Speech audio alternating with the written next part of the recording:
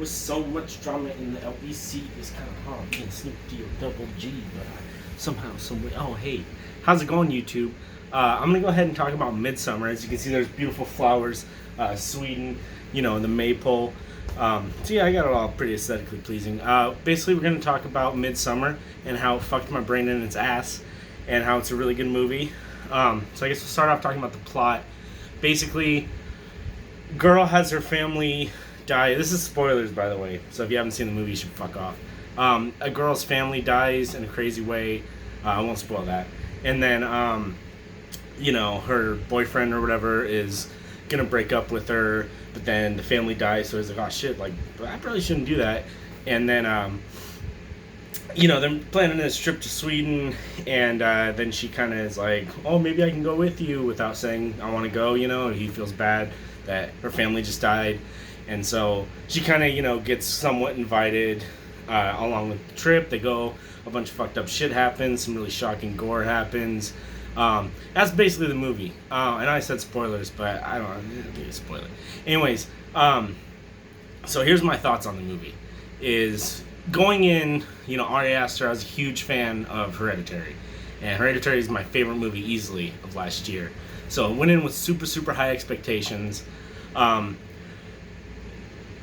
Walking out, I liked it a lot, but it was the same as Hereditary, where I was like, I liked it a lot, but I don't know quite how to feel about it yet, because the thing about Ari Aster movies is he has this way of making really sad, like, just at their core, they're really sad stories, like about grief and breakups and all that kind of stuff, but he interweaves that into, like, traditional horror stuff. So, like, with Hereditary, you have, basically, that movie's just a story of a family losing their daughter and kind of the feelings that arise with that.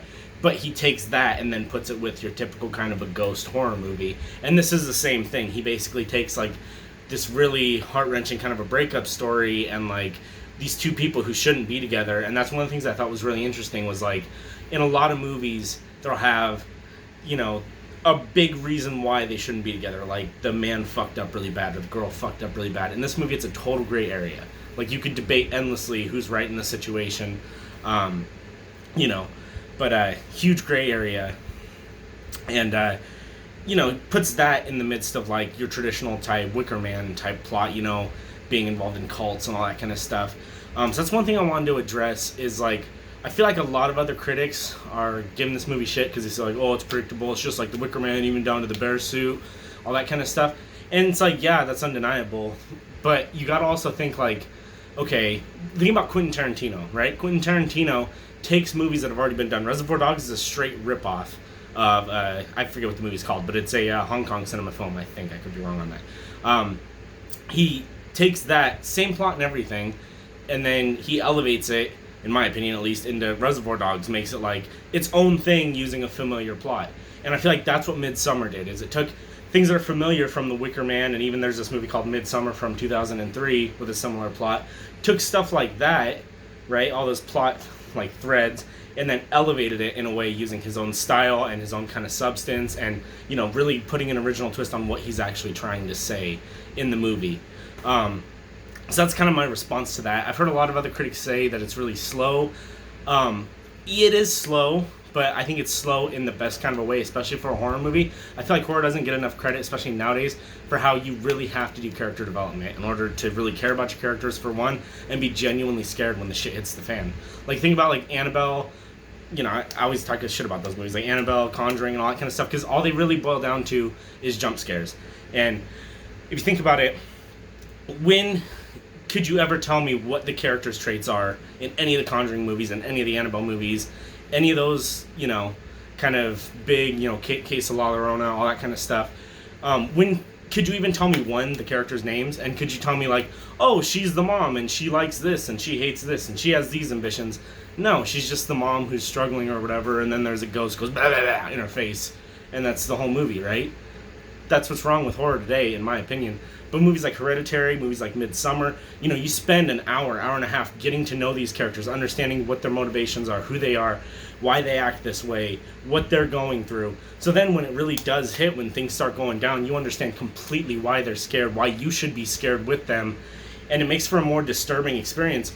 You know, when What's Her Nuts and Annabelle Comes Home dies, you don't really give a shit. You go home and you have, go to bed and it's all good. But when this person that you really got to know throughout this movie, when she goes through this horrible thing, or this guy that he dies, you go home and you're disturbed because you almost feel like you saw a friend go through that or a friend die. And that's what Ari Aster and Midsommar and Hereditary, that's what nails all across the board. So if you're avoiding this movie because you heard it's slow and all that kind of stuff, it's slow in the way The Shining is slow. The Shining is a slow movie, but would that prevent you from seeing it? No, because you want to get to know those characters, and when it hits the fan, it really hits hard. So overall, I would say this is an extremely great movie. I would say everybody should see it.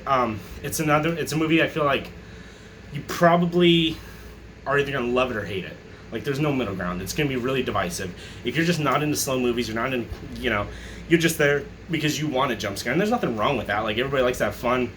Just last night, I watched Sleepaway Camp 2, and it's trash. But, it's fun. You're watching people get killed, people popping out of nowhere, lots of tits and gore. That's fun, But that's not like a scary movie. It's a horror movie, but it's not like, oh man, that movie fucked me up, Like, Midsommar, that movie I can genuinely say, it fucked me up, man. Like, the gore in it, I've seen a lot. I love gore. Like, Dead Alive, goriest movie of all time, one of my favorite movies ever, just because I love to look at the effects and stuff.